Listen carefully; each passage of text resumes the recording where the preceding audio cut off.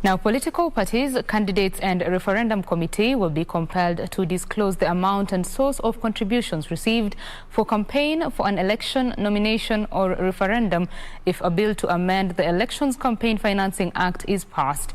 The bill will also see the candidates and political parties subject themselves to audit on expenditures. The bill to amend the Elections Campaign Financing Act 2013 was tabled by Ndaragwa Member of Parliament Jeremiah Kioni. Order number 8, the Election Campaign Financing Amendment Bill, National Assembly Bill number 37 of 2021, first reading. A bill for an Act of Parliament to amend the Election Campaign Financing Act and for connected purposes.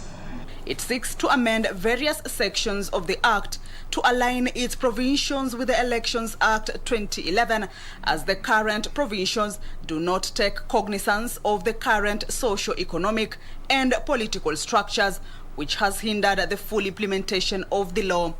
Some of the amendments include the disclosure of funds, from the source of the contribution to the amount received for a nomination, an election or a referendum, and that they shall issue a receipt for any contribution exceeding 20,000 shillings.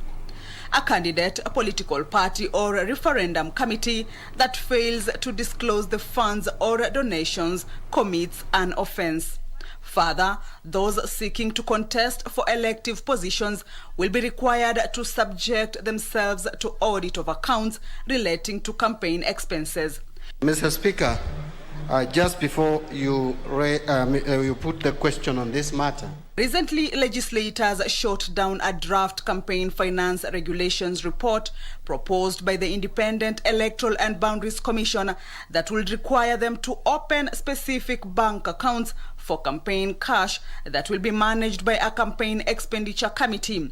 Legislators were also opposed to the requirement that any excess donation be surrendered to the National Treasury or be donated to charity organizations after the polls.